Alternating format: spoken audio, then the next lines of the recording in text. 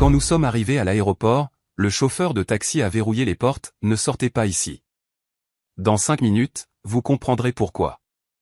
Il avait l'air effrayé, alors je l'ai écouté. Puis 3 voitures de police nous ont entourés. Ce soir-là, quand j'ai apporté à l'aéroport le portefeuille que mon mari avait oublié à la maison, je pensais simplement faire mon devoir d'épouse attentionnée. En arrivant au terminal à minuit pile, le chauffeur du VTC que j'avais commandé a soudainement verrouillé toutes les portes. D'une voix tendue, il a dit « Ne sortez pas ici. S'il vous plaît, faites-moi confiance. » Je me suis figé et j'ai demandé « Pourquoi, monsieur ?» Il était pâle de peur et a seulement marmonné « Vous comprendrez dans 5 minutes. » Je suis restée silencieuse, essayant de respirer profondément et obéissant à ses paroles, n'imaginant jamais que, 5 minutes plus tard exactement, 3 voitures de police nous encercleraient complètement. Je n'aurais jamais pensé que cette nuit-là finirait par changer toute ma vie. Avant de commencer l'histoire, je vais vous demander quelque chose de très rapide.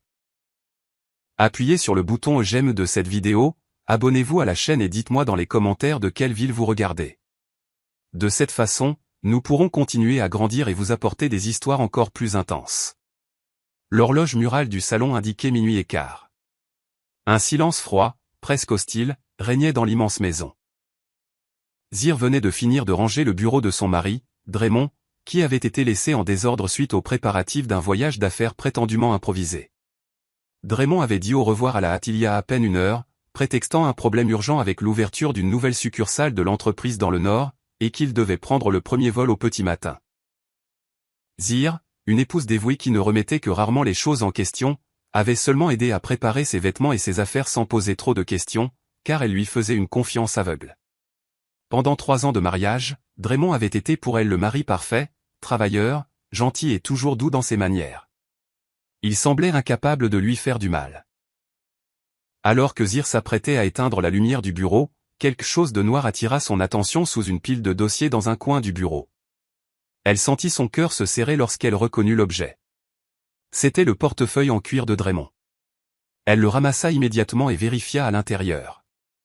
Sa carte d'identité, sa carte de crédit principale, sa carte de débit et une épaisse liasse de billets s'y trouvaient.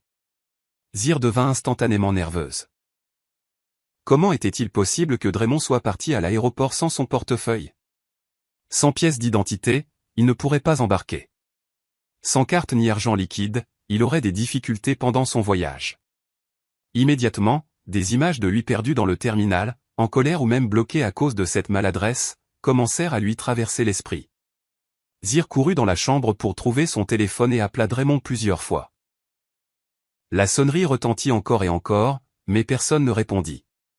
Elle pensa qu'il était peut-être en voiture en route pour l'aéroport, qu'il avait mis son portable en silencieux ou qu'il parlait à quelqu'un. Cela ne fit qu'augmenter son anxiété. Elle regarda de nouveau l'horloge murale.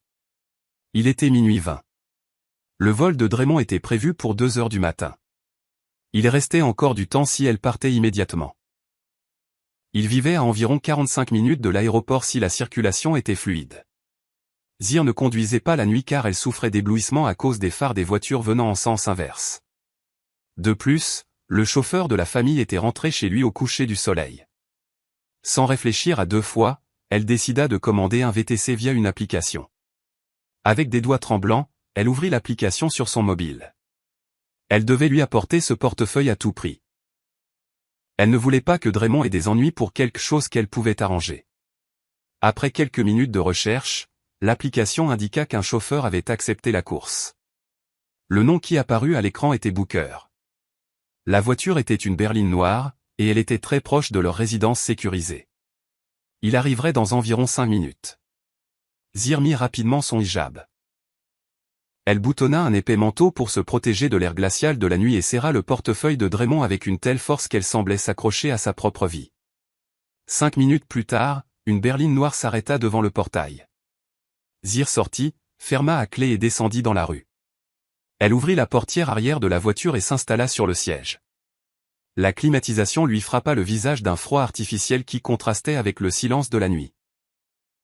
Sur le siège avant était assis un homme noir d'âge moyen, aux tempes déjà grisonnantes. Il regarda Zir à peine une seconde dans le rétroviseur. Il avait un regard perçant mais un visage sans expression. Zir le salua poliment. Elle s'excusa d'avoir demandé une course si tard et expliqua qu'elle devait se rendre au terminal des départs nationaux de l'aéroport. Monsieur Booker hocha simplement la tête sans se retourner et démarra la voiture lentement, laissant derrière lui la zone des maisons de luxe. Un silence étrange régnait à l'intérieur de la voiture. La radio n'était pas allumée. Il n'y avait ni jazz léger, ni cette petite tentative de conversation que beaucoup de chauffeurs font pour briser la glace. Seul le bruit du moteur et le frottement des pneus sur l'asphalte se faisaient entendre. La berline avançait sur l'autoroute presque déserte tandis que les lampadaires baignaient l'intérieur du véhicule d'une faible lumière orangée. Zir continuait de regarder l'écran de son téléphone, espérant que Draymond la rappellerait, mais l'écran restait noir. Elle lui envoya un SMS rapide pour lui dire qu'elle était en route pour l'aéroport afin de lui apporter son portefeuille, mais le message resta non distribué, sans accuser de lecture. Elle pensa que sa batterie était peut-être morte ou que la couverture réseau était mauvaise sur la route de l'aéroport. Elle essaya de se calmer, s'adossa au siège et tenta de réguler sa respiration. Cependant, il y avait quelque chose dans le comportement de Booker qui commençait à la déstabiliser. Zir remarqua que le chauffeur regardait trop fréquemment dans le rétroviseur, vérifiant à la fois ses mouvements et ce qui se passait derrière la voiture. Toutes les quelques minutes, ses yeux croisaient les siens dans le reflet. Cette insistance la mettait mal à l'aise. Elle ajusta son manteau, serra son sac à main où elle avait rangé le portefeuille de Draymond, et sentit une pointe de peur. Soudain, toutes les histoires de crimes commis dans des VTC qu'elle avait lues sur les réseaux sociaux lui revinrent à l'esprit. Elle était une femme seule au milieu de la nuit dans une voiture avec un inconnu sur une autoroute déserte. Elle essaya de chasser ses pensées, récita des prières en silence et se dit que Booker n'était sûrement qu'un homme sérieux, silencieux et fatigué. Pour se distraire, Zir se tourna vers la fenêtre. Les hauts immeubles du centre-ville s'estompaient derrière eux, remplacés par les zones plus sombres et ouvertes typiques de la route menant à l'aéroport. La vitesse de la voiture était constante, ni trop rapide, ni trop lente. Booker conduisait avec une prudence presque exagérée, changeant de voie encore et encore comme pour éviter d'autres véhicules, même s'il n'y avait presque pas de circulation. Une heure plus tard, les lumières intenses de l'aéroport commencèrent à briller au loin. Zir expira, soulagée. Elle vérifia son téléphone. Il était 1 heure exactement. Il restait encore 1 heure avant le décollage du vol de Draymond. Elle était convaincue qu'il serait à la zone d'enregistrement, cherchant nerveusement son portefeuille. Elle imagina son visage soulagé en la voyant arriver avec et sourit, fière d'être une épouse si attentionnée. La voiture entra dans la zone de l'aéroport. Booker semblait se diriger vers la zone habituelle des départs où l'éclairage était vif et où il y avait toujours des gens qui allaient et venaient. Cependant, au lieu de s'arrêter devant le hall principal, il continua à avancer lentement jusqu'au bout de la zone de dépose des passagers. Cette extrémité était presque dans l'obscurité, avec plusieurs lampadaires grillés, et elle était beaucoup plus solitaire. Zir fronça les sourcils. Elle était sur le point de demander au chauffeur de s'arrêter à l'entrée centrale, mais ses mots se figèrent lorsqu'elle vit l'expression de Booker dans le miroir. Le visage de l'homme était tendu, perlé de sueur froide, comme s'il retenait son souffle. La voiture s'arrêta à côté d'une grande colonne de béton qui séparait la zone publique du parking VIP. Il n'y avait personne dehors, pas de porteur, pas d'autres passagers, pas de garde de sécurité visible, seulement l'obscurité et le vent glacial du petit matin. Zir sentit la chair de poule sur sa peau. Son instinct lui hurlait que quelque chose n'allait pas. Elle voulut ouvrir la porte dès que le véhicule s'arrêta complètement pour courir vers l'intérieur illuminé du terminal et trouver Draymond. Elle posa la main sur la poignée et tira, mais la porte ne bougea pas. Elle essaya à nouveau avec plus de force. Rien. Elle essaya d'ouvrir de l'autre côté. Pareil. Les portes étaient verrouillées depuis la commande centrale à côté du siège du conducteur. Une panique brûlante envahit sa poitrine. Elle commença à halter. Elle frappa à la fenêtre pour attirer l'attention de quiconque passerait par là, mais l'endroit restait désert. Entre deux sanglots, elle cria sur Booker, lui demandant pourquoi il avait verrouillé les portes, exigeant qu'il les ouvre immédiatement. Il ne bougea pas. Il agrippait le volant avec une telle force que ses jointures étaient devenues blanches. Il ne se tourna pas pour la regarder à aucun moment. Ses yeux étaient fixés sur le trottoir sombre à côté de la voiture, comme s'il s'attendait à ce que quelque chose de terrible en sorte. Zir s'effondra en supplication. Elle lui offrit de l'argent, des bijoux, son sac à main, le portefeuille de Draymond, n'importe quoi pourvu qu'il la laisse partir. C'est alors que Booker parla d'une voix profonde, très sérieuse et différente du début. Vous ne sortirez pas ici, Zir. Je vous l'interdis. S'il vous plaît, croyez-moi. Dit-il sans quitter l'extérieur des yeux. Ces mots, au lieu de la calmer, rendirent sa terreur encore plus profonde. Comment pouvait-elle faire confiance à un homme qui la tenait enfermée dans une voiture au milieu de la nuit devant un aéroport presque désert? Elle s'effondra, pleurant inconsolablement, et demanda entre deux sanglots pourquoi il lui faisait ça. Booker se tourna juste un peu. Ses traits reflétaient une véritable panique, mais une détermination d'acier brillait dans ses yeux. Il lui assura que dans 5 minutes, elle comprendrait tout, et que d'ici là, sa vie dépendait de sa non-désobéissance. Le corps de Zir se mit à trembler de manière incontrôlable. Elle se recroquevilla sur la banquette arrière, serrant son sac à main, incapable de décider si elle devait continuer à crier ou rester immobile pour ne pas provoquer quelque chose de pire. Les secondes se transformèrent en éternité. Zir fixa son regard sur l'horloge numérique du tableau de bord, regardant les minutes avancer au ralenti. 1, 2, 3. Le silence à l'intérieur de la voiture était suffocant, tandis qu'à l'extérieur, l'obscurité semblait cacher un prédateur tapi. Booker continua à surveiller attentivement les rétroviseurs, comme s'il surveillait un ennemi invisible. Quand le compteur passa à la 5e minute, le monde vola en éclats d'un seul coup. De l'avant et de l'arrière, 3 voitures de police surgirent de nulle part, sirènes hurlantes et lumières bleues et rouges illuminant le coin oublié du terminal. Elles encerclèrent la berline et bloquèrent toute sortie. Zir laissa échapper un cri étouffé, convaincu un instant qu'il venait arrêter le chauffeur. Elle sentit une lueur de soulagement. Elle pensa qu'il l'avait sauvée d'un enlèvement. Plusieurs officiers en gilet pare-balles sortirent des voitures, armés de fusils. Ils se déplaçaient avec rapidité et précision militaire. Zir se baissa, craignant qu'une fusillade n'éclate. Elle entendit des ordres criés dans les haut-parleurs, ordonnant à quelqu'un de se coucher et de se rendre immédiatement. Elle ferma les yeux et se boucha les oreilles, souhaitant que tout se termine bientôt. Mais à sa grande surprise, la police ne visa pas la berline de Booker. Ils passèrent juste à côté, contournèrent la grande colonne de béton à côté de la voiture et se jetèrent sur une silhouette qui se cachait dans l'obscurité, exactement à l'endroit où la porte arrière se serait trouvée si Zir avait pu sortir. Elle osa lever un peu la tête. Les officiers maîtrisaient un homme enveloppé dans un épais manteau noir avec une casquette rabattue jusqu'aux sourcils. L'individu tenta de se débattre, mais la différence numérique était écrasante. Ils le jetèrent au sol et lui tordirent les bras derrière le dos pour le menotter. De l'une de ses poches tombèrent un couteau pliant et un mouchoir, apparemment imbibé de liquide. Un officier ramassa le mouchoir avec des gants et le mit dans un sac de preuve. Même depuis la voiture, Zir perçut une odeur chimique pénétrante qui lui fit dresser les poils sur la nuque. Du chloroforme. À ce moment, un autre officier ouvrit la portière du conducteur de la berline de l'extérieur et parla à Booker à travers la vitre d'un ton respectueux, comme s'ils se connaissaient déjà. Il l'informa que la cible avait été arrêtée et que la situation était sous contrôle. Booker hocha la tête, laissant enfin échapper un soupir de soulagement et désactiva le verrouillage central. Le clic de la serrure sonna comme une musique de libération pour Zir. Toujours tremblante, Zir demanda ce qui se passait et pourquoi ils avaient attrapé cet homme. Elle ne comprenait pas pourquoi les officiers n'arrêtaient pas Booker, ni pourquoi ils le traitaient avec courtoisie. Le chauffeur se tourna vers elle calmement pour la première fois. Son expression avait changé. Ce n'était plus celle d'un étranger Mossad, mais de quelqu'un qui la regardait avec affection et respect. Il se présenta à nouveau, mais cette fois non pas comme un simple chauffeur d'application. Il lui dit qu'il s'appelait Booker et qu'il avait été le chef de la sécurité personnelle de son défunt père, Monsieur Langston. Zir resta bouche bée. Elle se souvenait vaguement de ce nom de son enfance, l'homme de confiance qui avait pris sa retraite des années auparavant. Booker expliqua qu'avant de mourir, son père lui avait secrètement demandé de continuer à la protéger de loin, car il avait toujours craint que quelqu'un ne s'approche d'elle par pur intérêt financier. Cette nuit-là même, Booker avait reçu des informations selon lesquelles un plan pour l'enlever avait été mis en place. L'homme qu'il venait d'arrêter était un tueur à gages engagé pour la kidnapper à la porte de l'aéroport.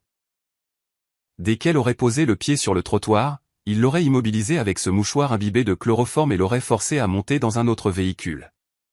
Zir se couvrit la bouche pour réprimer un cri. L'idée qu'elle avait été à quelques secondes de marcher vers sa propre mort la laissa glacer. Puis, d'une voix brisée, elle demanda, qui pourrait la haïr au point de faire une chose pareille? Booker ne répondit pas avec des mots.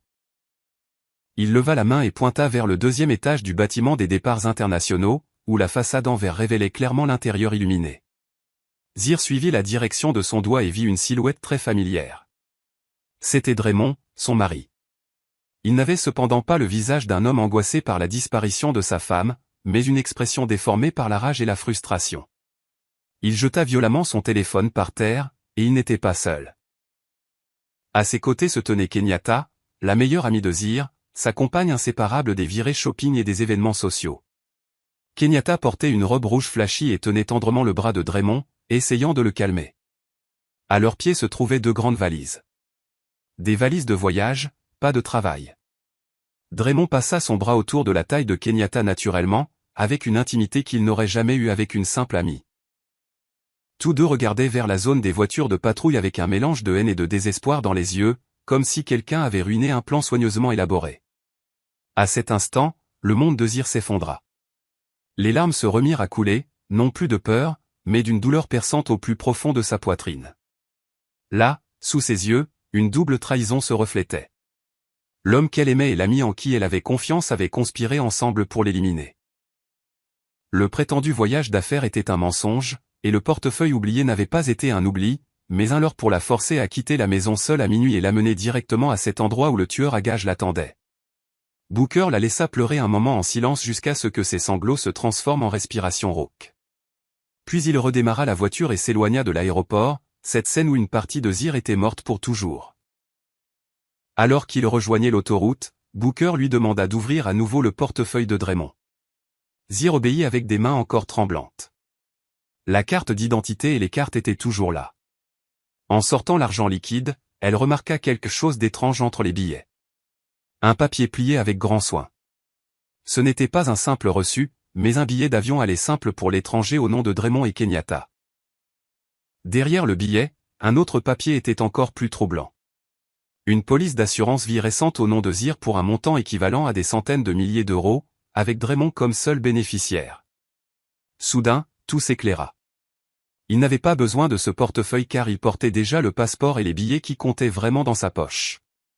Il avait laissé le portefeuille express pour la forcer à se rendre à l'aéroport. Si l'enlèvement réussissait, il l'assassinerait. Son corps disparaîtrait et Draymond pourrait la déclarer disparue pour ensuite toucher l'assurance et vivre comme un roi avec Kenyatta dans un autre pays. Zir serra les documents avec rage. Mais à côté de l'horreur, quelque chose de nouveau commença à naître en elle. L'amour aveugle qu'elle avait porté à Draymond pendant ces 3 années fut pulvérisé en quelques secondes, laissant place à une fureur froide et tranchante, très différente des pleurs désespérés. Elle se regarda dans le miroir de courtoisie de la voiture et reconnut à peine la femme qu'elle voyait.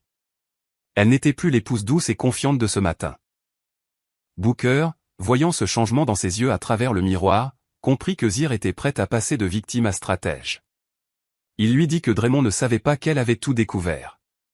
Du point de vue de son mari, la seule chose qui s'était produite était que l'enlèvement avait échoué en raison d'une opération de police imprévue.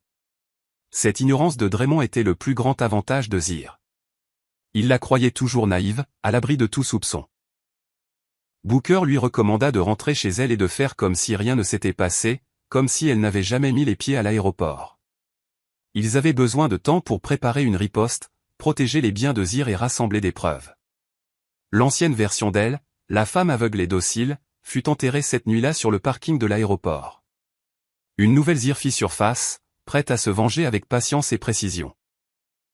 La berline noire de Booker avançait lentement, comme si elle traversait un pont entre deux mondes, celui de la naïveté et celui de la lucidité. À l'intérieur de la voiture, le silence revint, mais ce n'était plus le malaise d'avant, mais un calme dense chargé de douleur et de détermination. Zir continuait à serrer son sac à main comme s'il s'agissait d'un gilet de sauvetage au milieu de la tempête qui avait dévasté sa vie en moins d'1 heure. Ses larmes avaient séché, laissant une piqûre rugueuse sur sa peau. Elle regardait l'autoroute illuminée par une triste lumière jaune, tandis que son esprit repassait en boucle tout ce qu'elle avait vu et entendu. Booker, d'une voix sereine et paternelle, considéra que c'était le moment de lui donner du contexte. Il avoua qu'il observait les mouvements de Draymond avec inquiétude depuis 6 mois. Grâce à d'anciens contacts dans la police et la sécurité privée, il avait découvert qu'un jeune homme d'affaires bien connu s'était endetté dans des jeux d'argent illégaux en ligne pour une somme énorme, dépassant 200 000 euros. Cet homme d'affaires était Draymond. Au début, Booker ne voulait pas le croire, mais les preuves s'accumulaient. Il y avait des rapports sur la mise en gage discrète de petites propriétés sans en informer Zir. Le comportement de Draymond était devenu plus hermétique, plus nerveux. Zir se souvint, la gorge nouée, de toutes les fois où il s'était plaint de projets bloqués ou de clients défaillants pour justifier le besoin de signer des documents urgents avec elle et de retirer de l'argent du compte joint. Maintenant, elle comprenait que ce n'était pas l'entreprise qui dévorait cet argent, mais le jeu. Elle se sentit maladroitement coupable, comme si elle avait failli à l'héritage de son père, qui lui avait laissé l'entreprise et les propriétés à gérer. Elle avait permis à un loup déguisé en agneau de dormir à ses côtés chaque nuit, dévorant peu à peu son avenir. Booker lui demanda alors de vérifier à nouveau le portefeuille avec plus d'attention. Zir glissa ses doigts dans un compartiment si étroit qu'il était à peine perceptible derrière les fentes pour cartes. Elle y trouva un papier très plié, une procuration transférant le titre de la maison principale et un domaine de valeur dans le centre-ville de son nom à celui de Draymond. La signature qui apparaissait en bas était celle de Zir, ou du moins elle y ressemblait. Elle sut immédiatement qu'elle n'avait jamais signé ce document. Booker expliqua que Draymond avait probablement falsifié sa signature ou glissé ce papier parmi d'autres documents quand elle était fatiguée ou distraite. Le plan était si méticuleux que c'en était effrayant. Si l'enlèvement réussissait et que Zir disparaissait, Draymond utiliserait cette procuration immédiatement avant que la nouvelle ne soit rendue publique et garderait légalement tout. Zir froissa le papier avec rage. Il ne restait plus une once d'affection dans sa poitrine. Elle se souvint du doux sourire de Draymond en lui disant au revoir cette nuit-là, pensant que dans quelques heures, elle serait morte. Elle se jura de ne plus jamais se laisser berner de la sorte. Elle regarda son propre reflet dans la vitre de la voiture et décida que la femme faible qu'elle avait été jusqu'alors s'arrêtait là. En l'honneur de la mémoire de son père, et par respect pour elle-même, elle ne permettrait pas à Draymond et Kenyatta de gagner un pouce de plus. Booker, voyant cette résolution, commença à esquisser un plan. La première chose était de rentrer à la maison avant que Draymond ne revienne frustré de l'aéroport. L'histoire officielle devait être très simple. Zir avait trouvé le portefeuille à la maison dans un endroit plausible, pour que Draymond croie qu'elle n'avait pas mis un pied dehors. Le trajet du retour parut plus court que celui de l'aller. Les rues d'Atlanta étaient presque vides à 2 heures du matin, un cadre parfait pour que Zir puisse mettre de l'ordre dans ses pensées. Elle essuya les restes de larmes, arrangea son hijab dans le petit miroir et s'entraîna à sourire. Au début, le geste semblait dur et artificiel, mais en essayant à plusieurs reprises, elle réussit à retrouver l'expression douce que Draymond connaissait. Elle devrait devenir la meilleure actrice de sa propre vie, non pas à la recherche d'un prix, mais pour sauver son destin. En arrivant à la résidence sécurisée, Booker éteignit les phares de la voiture pour ne pas attirer l'attention du gardien ou des voisins. Il la déposa quelques mètres avant la porte pour que le bruit du moteur ne trahisse rien. Avant que Zir ne sorte, Booker lui tendit un petit appareil de la taille d'un bouton. C'était un micro-espion de haute technologie. Il lui demanda de le cacher dans un endroit que Draymond utilisait quotidiennement pour parler ou travailler, mais où il ne serait pas facile à détecter. Zir le serra dans son poing avec détermination. Elle sortit de la voiture et se glissa jusqu'à la porte de sa propre maison comme si elle était une intruse en territoire ennemi. Elle ouvrit la serrure avec un soin extrême pour qu'elle ne grince pas. L'intérieur était sombre et silencieux, imprégné de l'odeur de désodorisant à la lavande qui l'avait réconforté les autres nuits et qui lui semblait maintenant suffocante. Chaque coin lui rappelait des scènes d'une vie qui venait de se révéler être un mensonge. Le canapé où ils regardaient des films, la table où ils prenaient leur petit déjeuner ensemble, tout semblait soudain être un décor de théâtre. Elle referma à clé de l'intérieur pour que rien n'attire l'attention lorsque Draymond reviendrait. Son premier arrêt fut la salle de bain. Elle se lava le visage à plusieurs reprises à l'eau froide, essayant d'effacer la trace de larmes et de panique de ses traits. Elle se regarda longuement dans le miroir du lavabo. Elle voyait toujours la même femme que d'habitude, mais avec une autre âme dans les yeux. Il n'y avait plus de naïveté, mais une nouvelle dureté lucide. Elle se chuchota qu'elle pouvait le faire, qu'elle n'était pas une victime sans défense, mais la fille d'un homme fort qui n'abandonnait jamais. Quand elle se sentit assez sereine, elle commença à mettre en scène. Zir emporta le portefeuille de Draymond dans le salon et réfléchit à l'endroit le plus logique pour le trouver. Il ne devait pas être caché dans un endroit impossible, mais pas non plus si visible qu'il ait l'air d'avoir été placé exprès.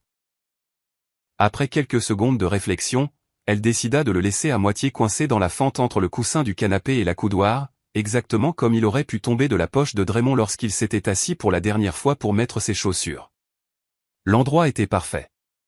Puis elle s'assit sur ce même canapé, alluma la télévision à très bas volume, laissa un magazine entre ses mains et s'installa comme si elle lisait jusqu'à s'endormir. L'horloge sonna 3 heures quand elle entendit un moteur de voiture approcher et s'arrêter devant la maison. Elle se força à fermer les yeux et à respirer lentement et régulièrement, imitant le sommeil. Elle entendit la clé tourner brusquement dans la serrure et la porte s'ouvrir en trombe. Draymond entra, haletant, la cravate desserrée, le visage en sueur et l'expression altérée. Ce n'était cependant pas la sueur de quelqu'un qui rentrait épuisé par la circulation, mais de quelqu'un qui a vu un plan criminel sombrer sous ses yeux. Il appela Zir à voix haute. Elle fit semblant d'être surprise, laissa tomber le magazine et se redressa avec un bâillement exagéré. Elle cligna des yeux plusieurs fois comme si elle était désorientée et lui demanda ce qu'il faisait là alors qu'il était censé être dans l'avion. Sa performance était impeccable. Draymond resta paralysé une seconde, la voyant si calme sur le canapé. Puis il reprit contenance et commença à déployer ses mensonges habituels. D'une voix affligée, il dit que sur l'autoroute menant à l'aéroport, il s'était rendu compte qu'il avait perdu son portefeuille. Il avait paniqué, expliqua-t-il, et avait décidé de revenir car il ne pouvait pas prendre l'avion sans pièce d'identité. Il ajouta qu'il y avait eu un accident de camion et que la circulation s'était effondrée, justifiant ainsi son arrivée si tardive. Zir l'écouta avec un visage inquiet, hochant la tête, bien qu'à l'intérieur, son sang bouillait. Elle savait parfaitement où il avait vraiment été et avec qui. Elle se leva, le prit par le bras avec douceur et commenta qu'elle avait aussi eu peur car elle n'avait pas pu communiquer avec lui. Avec beaucoup de naturel, elle montra le canapé. Elle lui dit qu'en se réveillant, elle avait remarqué quelque chose de dur dans la fente du siège, et qu'en regardant, elle avait vu le portefeuille qui dépassait. Suivant la direction qu'elle indiquait avec sa main, Draymond vit le bord du cuir qui dépassait entre les coussins. Ses traits changèrent immédiatement. D'abord un immense soulagement, puis la stupéfaction. Il se jeta sur le portefeuille et vérifia rapidement son contenu. Tout était là. Ce qu'il ne savait pas, c'est que Zir avait déjà photographié le billet et la police d'assurance dans la voiture de Booker pour conserver les preuves. Draymond la serra dans ses bras avec enthousiasme, la combla de remerciements et la qualifia de porte-bonheur. Dans cette étreinte, Zir sentit autre chose. Un parfum féminin qui n'était pas le sien. Un parfum doux et cher qu'elle reconnut instantanément comme étant celui de Kenyatta. Son estomac se retourna, mais elle ne s'écarta pas. Elle lui chuchota d'aller prendre une douche chaude et de se reposer car l'embouteillage avait sans doute été épuisant. Draymond accepta le conseil et monta les escaliers vers la chambre principale. Dès qu'il disparut de sa vue, Zir se souvint du petit microphone qu'elle serrait toujours dans sa main. C'était le moment parfait. Prétextant qu'elle allait préparer une serviette propre, elle monta après lui. Elle entendit l'eau couler dans la salle de bain.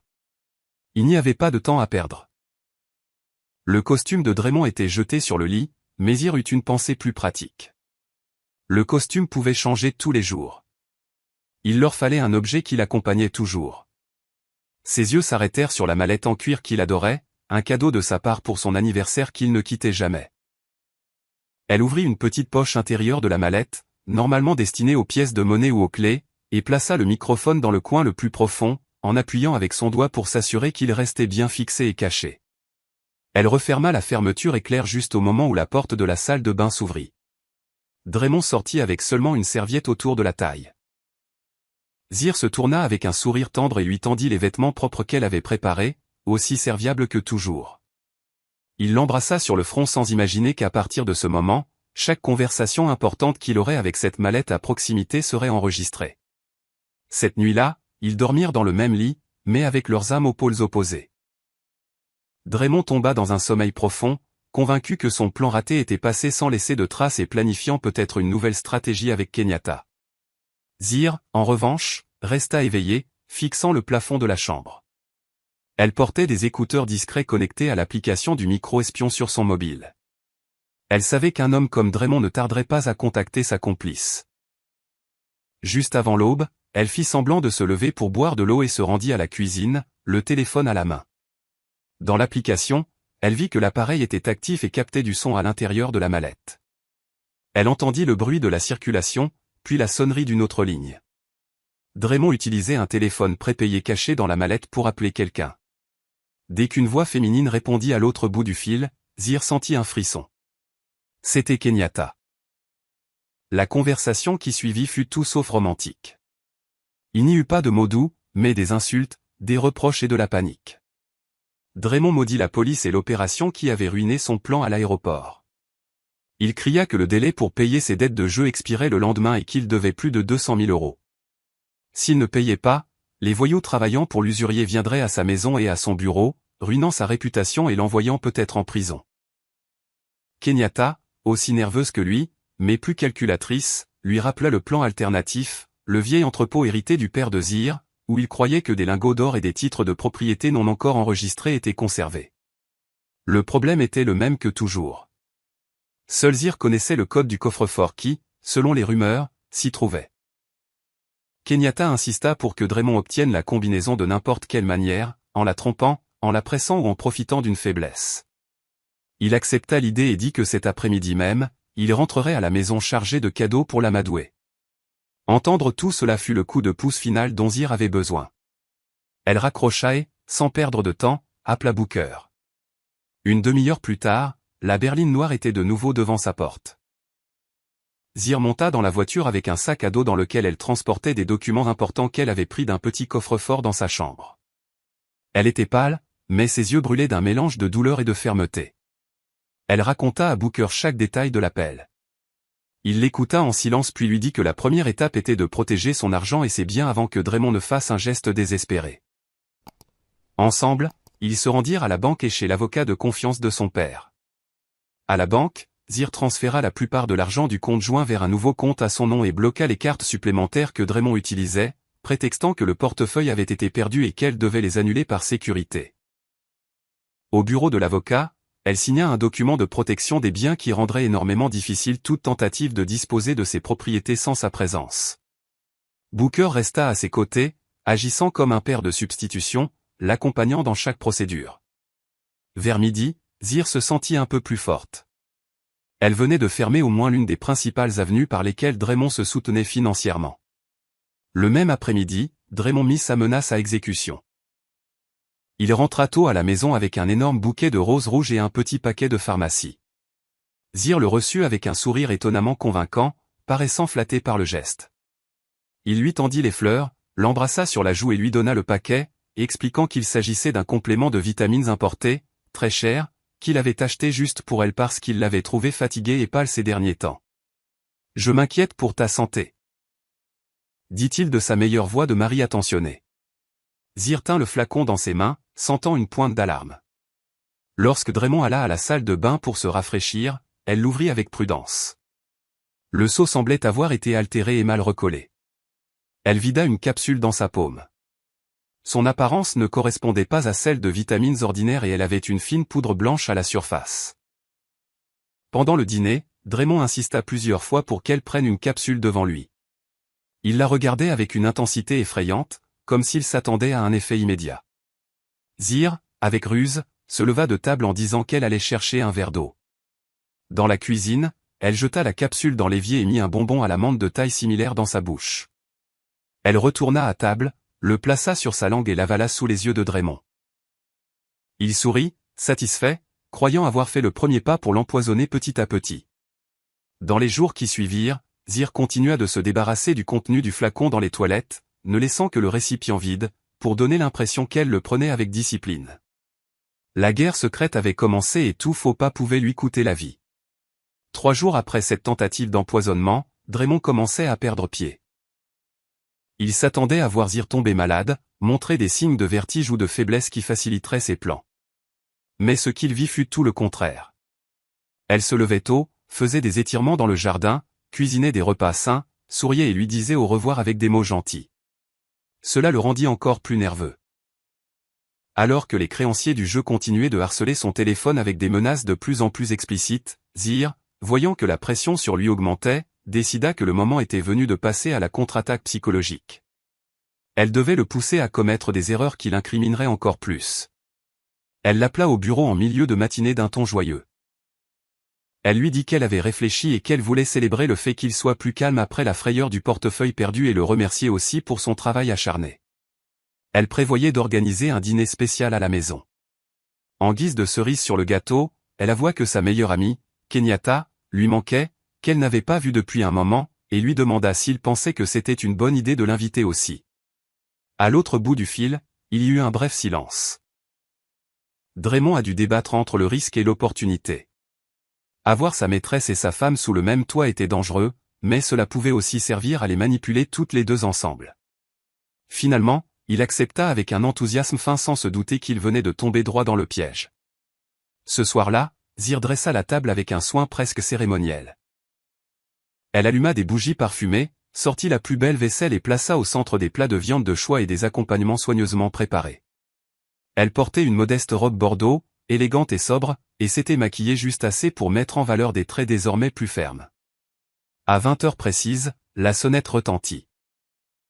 Draymond ouvrit la porte à Kenyatta, qui apparut dans une robe moulante marquant chaque courbe, créant une nette différence avec la discrétion de Zir.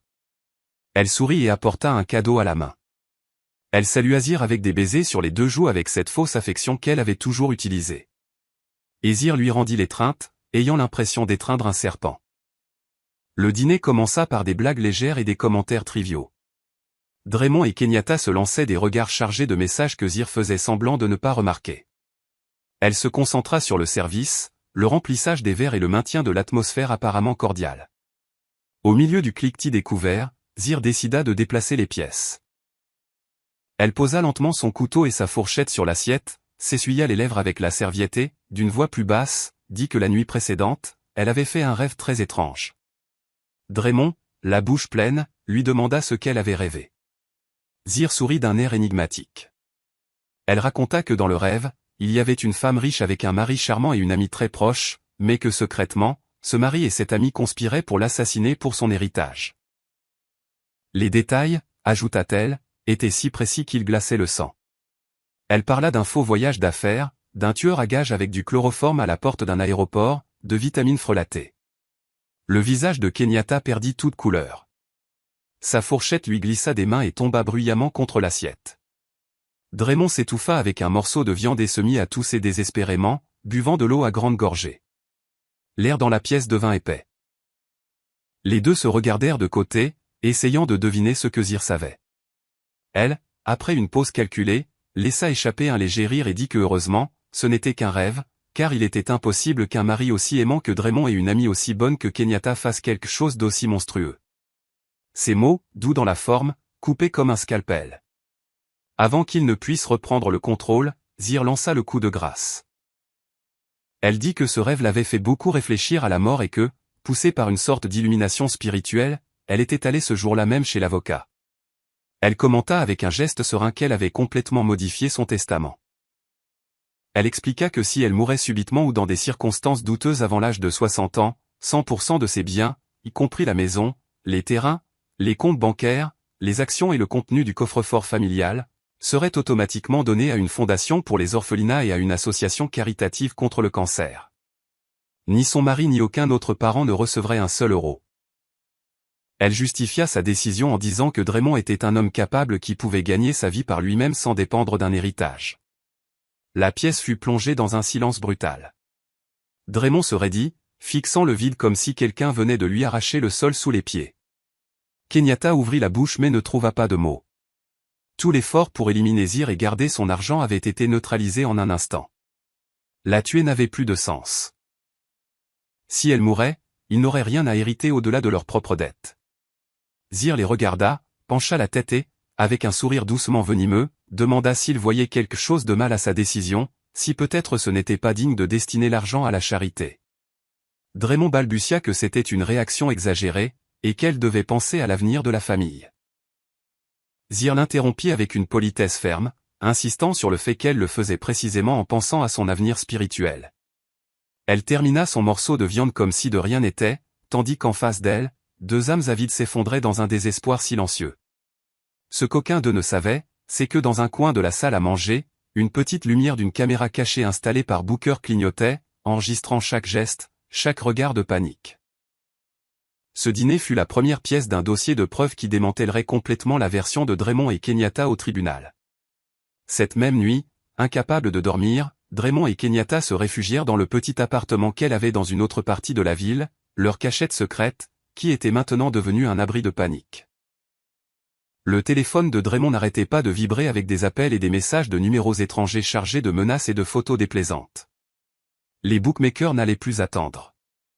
Draymond faisait les 100 pas, débraillé, hagard, de plus en plus au bord de l'effondrement. Il savait qu'avec le Nouveau Testament, tuer Zir serait inutile. Obtenir l'héritage par la voie rapide était exclu.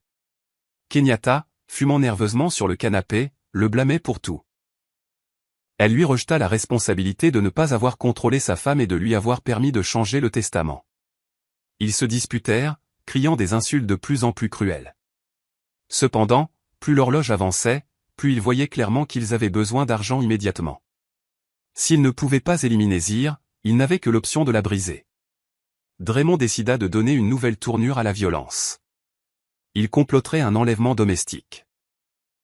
Il engagerait 3 voyous pour entrer dans la maison, attacher Zir et la torturer physiquement et psychologiquement jusqu'à ce que, affaiblie, elle signe une révocation du testament et plusieurs procurations pour le transfert de biens. Il n'était plus intéressé à prétendre être le mari parfait. Sa vie était en jeu et le masque tombait.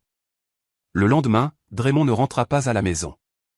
Il envoya un SMS disant qu'un audit urgent était survenu à l'entreprise et qu'il devrait y rester dormir. En réalité, il rencontra 3 criminels costauds dans un café en périphérie de la ville. Il leur promit une bonne paie s'ils parvenaient à obtenir les signatures nécessaires de Zir. Quand le soleil commença à se coucher et que le ciel mourut orange, Draymond, Kenyatta et les voyous montèrent dans une camionnette aux vitres teintées en direction de la maison de Zir. De l'extérieur, la résidence était silencieuse. Il n'y avait pas de lumières allumées à l'entrée. Quelque chose d'étrange car Zir allumait habituellement la lumière du porche avant la tombée de la nuit. Sa voiture était toujours dans le garage, ce qui signifiait en théorie qu'elle était à l'intérieur. Draymond ouvrit le portail avec une clé de rechange et marcha le cœur battant. Il fit signe aux voyous de se préparer. Il mit la clé dans la serrure de la porte principale et la tourna soigneusement. La porte s'ouvrit sans résistance. Ils entrèrent comme une vague au rez-de-chaussée, prêts à maîtriser quiconque ils trouveraient. Les voyous vérifièrent le salon, la cuisine et les chambres d'amis. Draymond et Kenyatta coururent jusqu'à la chambre principale où Zir se reposait habituellement quand elle était à la maison. Draymond défonça la porte et cria son nom d'un ton menaçant. La chambre était vide. Le lit impeccablement fait, le placard intact. Il commença à vérifier la salle de bain, le bureau, chaque recoin de l'étage supérieur. Rien. La maison semblait abandonnée. Terrifié par la possibilité que Zir ait réussi à s'échapper, Draymond redescendit dans le salon. Les voyous confirmèrent qu'il n'y avait personne dans toute la maison. Dans un accès de rage, il donna un coup de pied dans une table basse en verre, brisant un vase en 1000 morceaux. Puis, un son doux brisa le silence. Un ordinateur portable posé sur la table centrale s'était allumé, avait émis une notification et l'écran s'était soudainement illuminé. Draymond, Kenyatta et les voyous s'approchèrent avec méfiance. Sur l'écran, un appel vidéo entrant commença à jouer automatiquement. Le visage de Zir apparut clairement.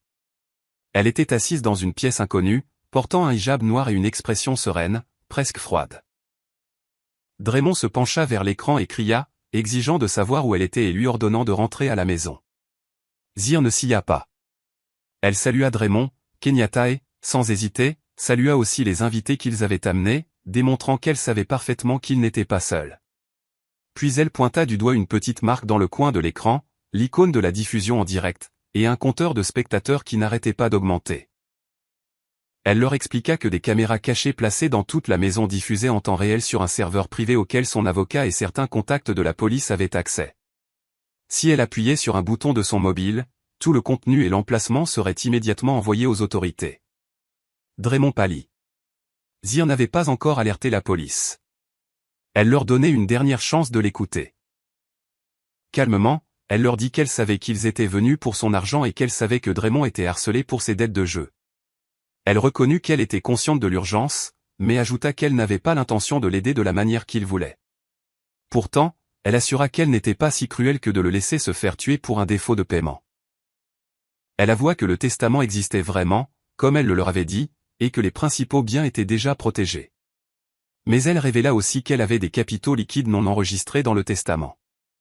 Un héritage de son père sous forme d'espèces et d'or conservé dans un endroit secret, suffisant pour couvrir la dette et plus encore. Les yeux de Draymond et Kenyatta brillèrent de convoitise.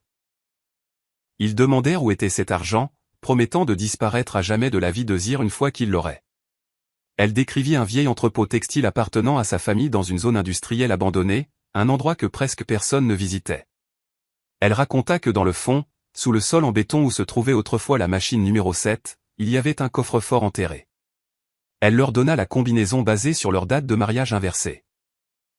C'était une histoire si détaillée et plausible qu'elle dissipa les dernières réserves de Draymond.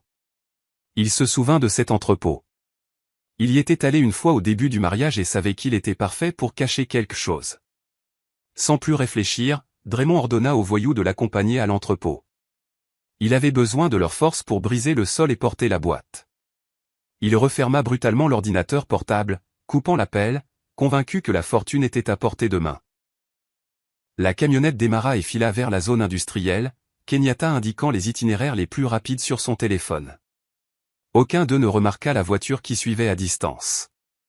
La berline de Booker, avec lui au volant et Zir à ses côtés, observant le point rouge sur le GPS marquant l'emplacement du véhicule de Draymond. Après 45 minutes sur des routes de plus en plus détériorées, ils arrivèrent à l'avenue où s'alignaient de vieux entrepôts rouillés.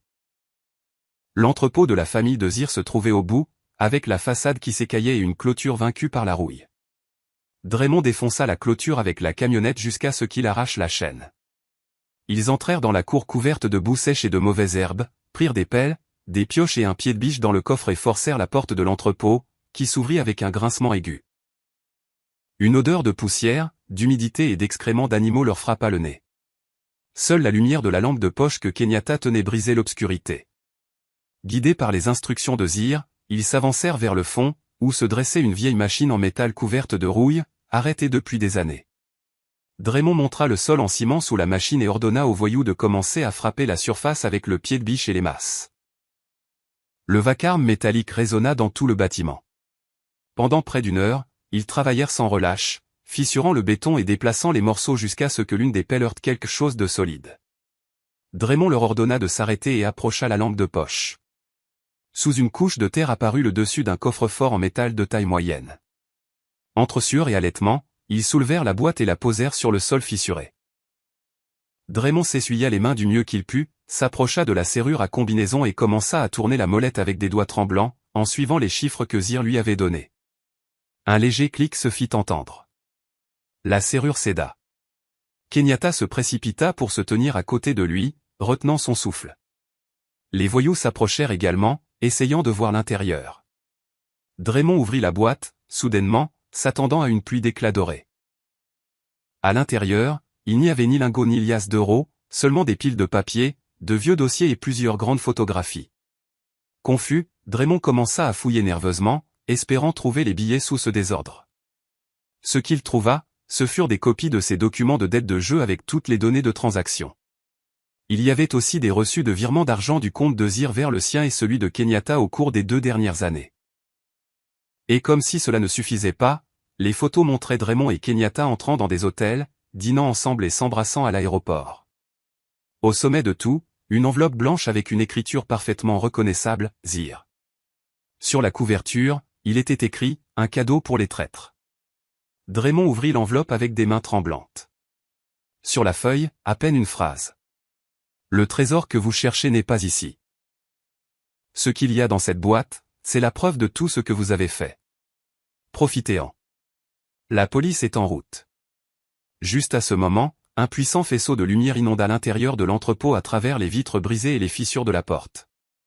Les sirènes de police se mirent à hurler à quelques mètres de là. Plusieurs haut-parleurs crièrent des ordres clairs indiquant que le bâtiment était encerclé et que personne ne devait bouger.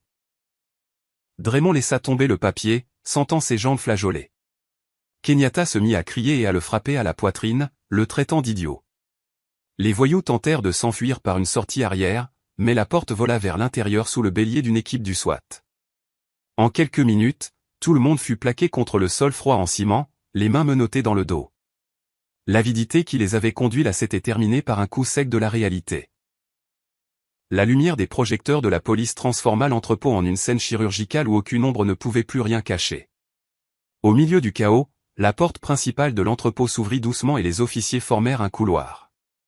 Le son des talons résonna sur le ciment. Zir apparut, impeccable dans un manteau de couleur claire et son hijab parfaitement placé. Derrière elle s'avançait Booker, fier, avec un geste satisfait. Draymond et Kenyatta, au sol, levèrent les yeux et la virent comme si elle était la personnification même du destin venu régler ses comptes. Il ne restait aucune trace de l'épouse soumise qu'ils connaissaient. Devant eux se tenait une femme qui avait repris le contrôle de sa vie.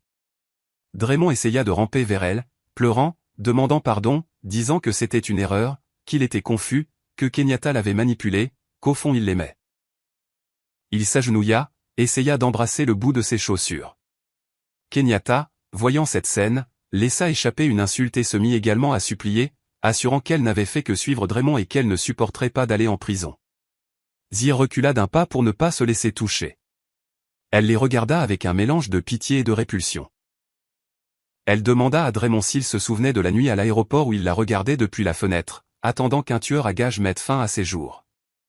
Elle lui dit que cette nuit-là, elle lui avait offert une possibilité de changement en ne le dénonçant pas immédiatement, qu'elle voulait voir s'il restait en lui une once d'humanité. Au lieu de cela, il lui avait offert du poison et de la violence. Elle sortit alors son téléphone et leur montra l'écran. Des dizaines de commentaires défilaient sous une diffusion en direct.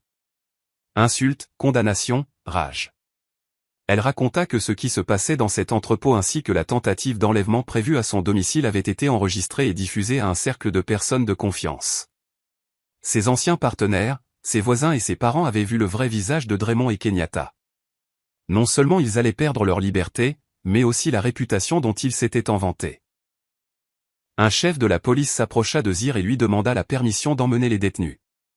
Elle hocha la tête. Les officiers soulevèrent Draymond et Kenyatta. Ils marchaient comme une poupée de chiffon. Elle continuait d'essayer de se libérer, promettant que tout n'était qu'un malentendu. Lorsque les voitures partirent et que l'entrepôt retrouva sa morosité, Zir prit une profonde inspiration pour la première fois depuis plusieurs jours. Elle regarda le coffre-fort, ouvert, rempli de papiers et de photos, et comprit que c'était une parfaite métaphore de son mariage. Un contenant qui de l'extérieur semblait solide et précieux, mais qui à l'intérieur était plein de déchets. Elle se tourna vers Booker, qui l'attendait près de la porte, et hocha la tête. Il était temps de rentrer à la maison. Cette fois, pour de vrai.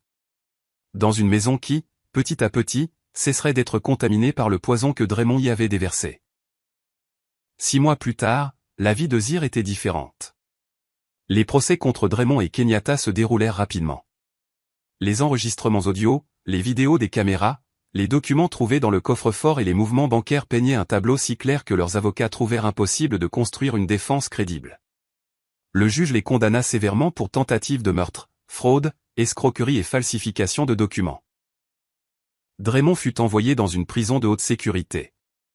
Là, il découvrit que ses créanciers avaient aussi des amis parmi les détenus. Ses journées se remplirent de menaces, d'extorsions et de coups. Ses costumes chers et son aura d'homme respectable avaient été laissés derrière. Il n'était plus qu'un type maigre aux yeux hagards, sans honneur ni avenir.